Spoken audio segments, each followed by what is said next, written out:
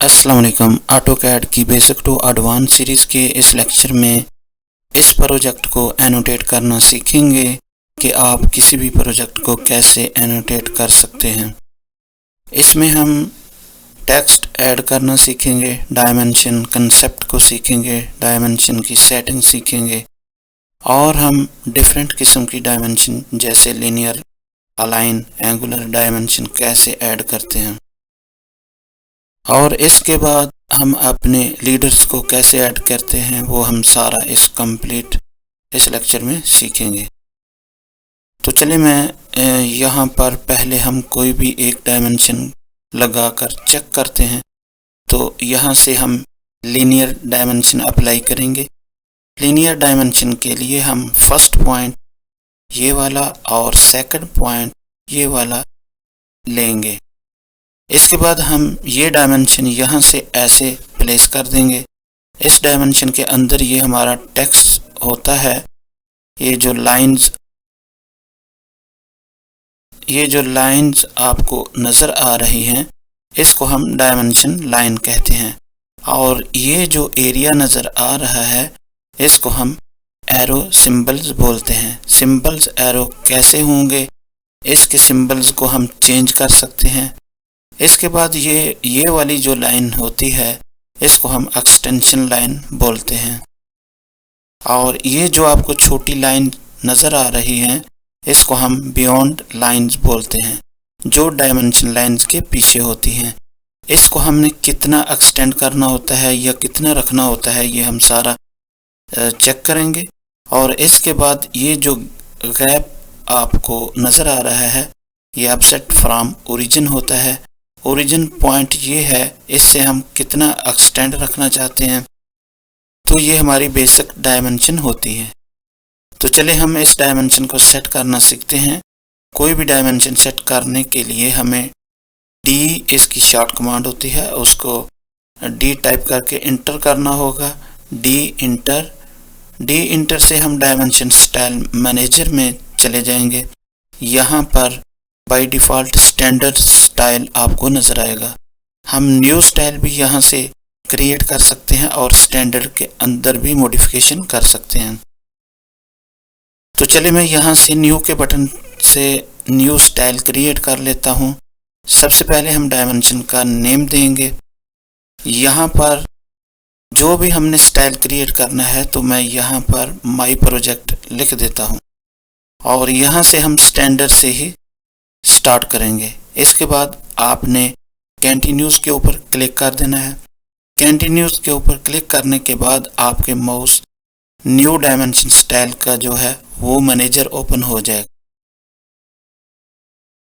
हम अपनी डायमेंशन की सारी सेटिंग करेंगे। डायमेंशन लाइंस जैसे मैंने आपको बताया था, इसका कलर अगर चेंज करना है तो वो आप यहाँ से कर सकते हैं।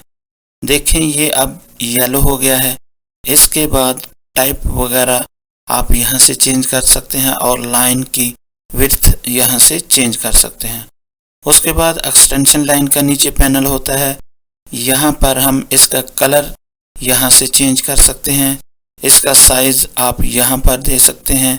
मैं यहाँ पर 4 लिखकर एंटर करता हूँ और इसको सेट फ्रॉम ओरिजिन, वो जो गैप आपको नज़र आ रहा था वो यहाँ से आप एडजस्ट कर सकते हैं। मैं यहाँ से ऐड कर लेता हूँ और अगर आप फिक्स लेंथ एक्सटेंशन लाइन पे चेक कर देते हैं तो आपकी लाइन की जो लेंथ है वो फिक्स हो जाती है। अभी हमारे पास यहाँ पर 1 है तो देखिए मैं यहाँ से सेटिंग अप्लाई करने के बाद ओके कर देता हूँ और यहाँ से मैं क्लोज कर देता हूँ। तो अभी मैं एक न्यू डायमेंशन लगाता हूँ। 3 डायमेंशन लगाने से पहले मैंने जो अपना न्यू स्टाइल डायमेंशन बनाया है इसको मुझे एक्टिव करना पड़ेगा। मैं दोबारा से डायमेंशन स्टाइल मैनेजर में जाऊंगा और यहाँ से माय न्यू प्रोजेक्ट और यहाँ से सेट करंट पर कंफर्म कर लूँगा। उसके बाद क्लिक करूँगा और क्लोज। अब यहाँ से मैं अपनी फर्स्ट जो है लीनियर डायमेंशन इसको अप्लाई करूँगा। फर्स्ट ओरिजिन पॉइंट और सेकंड ओरिजिन पॉइंट पे आपने क्लिक करना है। इसके बाद आपने ये लाइन लगा देनी है। अब देखें हमारी डायमेंशन लाइन जो है इसका कलर येलो हो चुका है और जो हमारी एक्सटेंशन लाइन है इसका कलर ग्रीन हो चुका है। लेकिन जो हमने एक्सटेंशन लाइन सेट की थी और ओरिजिन सेट की थी वो यहाँ से डिफरेंस नज़र आ रही है। इसकी क्या वजह है कि हमने फिक्स लेंथ पर क्लिक कर दिया था। तो अब हम दोबारा से डायमेंशन स्टाइल में जाते हैं। अगर हम यहाँ से मॉडिफाई पर जाएं तो यहाँ से हम लाइन में सबसे पहले इसको अगर अनचेक कर दें तो हमारी ये वाली सेटिंग ओके हो जाएगी। और अगर हम इसको चेक मार्क रखें तो यहाँ से हमें इसको सेट करना होगा। मैं 7 कर देता हूँ। अब ये 7 इंच हमारी लेंथ फिक्स हो चुकी है। मैं अपने इस डायमेंशन को जितना मर्जी दूर ले जाऊं तो ये मेरी लाइन 7 इंच ही रहेगी। लेकिन अगर मैं यहाँ से फिक्स लेंथ को ऑफ कर देता हूँ, डी इंटर, इसके बाद मॉडिफाई, तो उस तरह से अनचेक कर देते हैं। अब हमारी ये सेटिंग अप्लाई होगी। ओके, क्लोज करते हैं। तो अब देखें मैं यहाँ से डायमेंशन को जितना भी दूर या नज़दीक करूँ हमारी जो वो सेटिंग है वो ही रहेगी। यहाँ पर एक्सटेंशन लाइन की लेंथ ओरिजिन फ्रॉम डिस्टेंस जो हमने फिक्स किया था वो आपको यहाँ पर क्लियर नज़र आएगा। उसके बाद हम दोबारा डायमेंशन स्टाइल मैनेजर में जाते हैं, डी इंटर, उसके बाद स्टाइल मॉडिफाई करने के बाद नेक्स्ट देखें symbol and arrows. Symbol and arrows क्या होते हैं? यहाँ से जैसे अभी हमारा क्लोज फील्ड है वो सिलेक्ट है, यहाँ से हम कोई भी एरो सिलेक्ट कर सकते हैं। जैसे मैं यहाँ से क्लोज ब्लैंक कर लेता हूँ। इसके बाद एरो साइज होता है। एरो साइज आप यहाँ से एडजस्ट कर सकते हैं। 7 इंच कर लेते हैं। यहाँ से आपने मार्क पे चेक रखना है। इसके बाद आपने कोई सेटिंग नहीं छेड़नी। यहाँ से डायमेंशन टेक्स्ट पे आप चेक कर दें। नेक्स्ट हमारे पास टेक्स्ट आता है। टेक्स्ट का कलर वगैरह आप यहाँ से चेंज कर सकते हैं। आपको सारा व्यू साथ साथ नज़र आता रहेगा कि आपका जो डायमेंशन स्टाइल है वो कैसा नज़र आएगा। टेक्स्ट की हाइट यहाँ से चेंज कर सकते हैं। इसके बाद टेक्स्ट की प्लेसमेंट हमारी सेंटर होगी या लाइन के ऊपर होगी, तो वो यहाँ से आप सेट कर सकते हैं अपनी रिक्वायरमेंट के मुताबिक, जैसे आपको अच्छा लगे। और अगर आप इसको आउटसाइड करेंगे तो ये आउटसाइड पर हो जाएगी। हम इसको सेंटर पर ही रख लेते हैं। इसके बाद हॉरिजॉन्टल हमें ये कैसा नज़र आएगा, इसको हम यहाँ से सेट कर सकते हैं ताकि जो हमारा टेक्स्ट है वो डायमेंशन लाइन के सेंटर में आए। और व्यू डायरेक्शन आपका लेफ़्ट टू राइट हो या राइट टू लेफ़्ट हो, तो ये लेफ़्ट टू राइट ही होना चाहिए। उसके बाद ऑफसेट फ्रॉम डायमेंशन लाइन, ये क्या होता है? ये जो आपके टेक्स्ट और डायमेंशन लाइन के दरमियान का गैप होता है इसको कहते हैं। तो दोबारा डायमेंशन स्टाइल मैनेजर में जाते हैं। उसके बाद मॉडिफाई, उसके बाद हमने फिट में सेटिंग को नहीं छेड़ना। उसके बाद प्राइमरी यूनिट, ये हमारी इम्पोर्टेंट सेटिंग होती है। यूनिट फॉर्मेट के अंदर जो हमने यूनिट सेट किए थे वो ही हम यहाँ पर रखेंगे। आर्किटेक्चरल और प्रीसीजन 1/8 सेलेक्ट कर लेते हैं। ये ड्राइंग को प्री साइज करने के लिए होता है कि आप देखना चाहते हैं कि आपकी ड्राइंग कितने साइज की है, तो आप 1/8 तक रख लें। उसके बाद डायगोनल या हॉरिजॉन्टल, ये क्या होता है? Fraction format.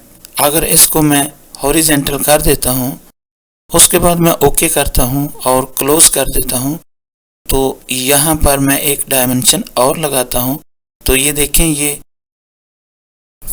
2 फीट के बाद जो आपके इंचेस नज़र आ रहे हैं ये हॉरिजॉन्टल हैं।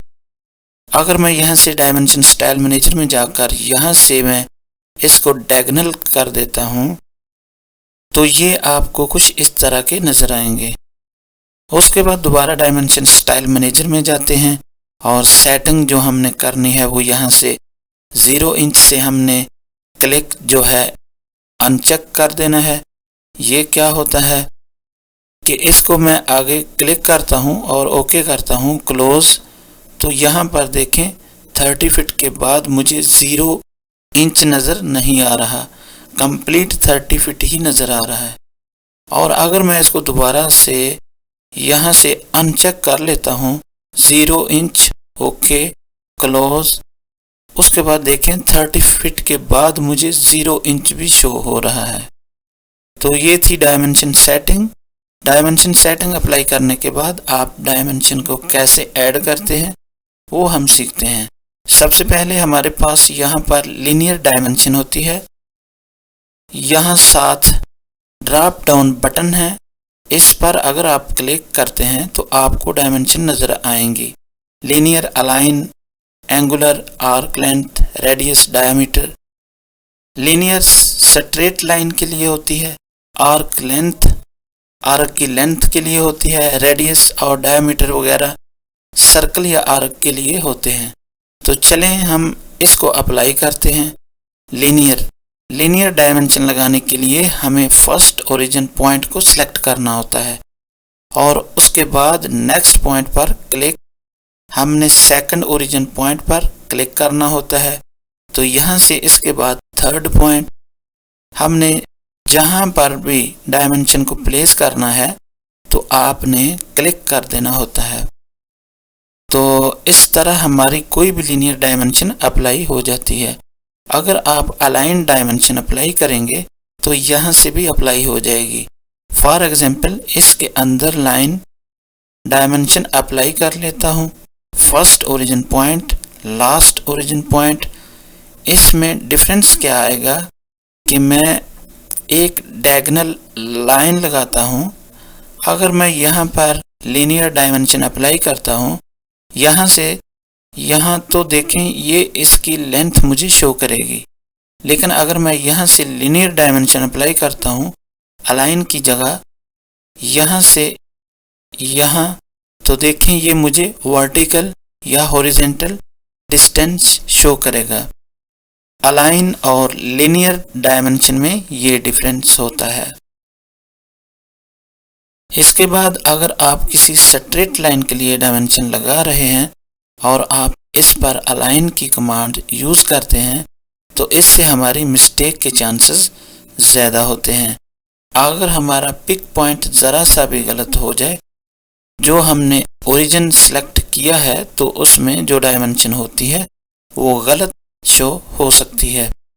मैं एक दफ़ा अलाइन कमांड लगाता हूँ यहाँ से, तो अगर मेरा आर्थो मोड ऑफ होगा, जैसे ही मैं इसको ऑफ कर लेता हूँ तो अब मैं एक लाइन लगाता हूँ यहाँ से यहाँ तक।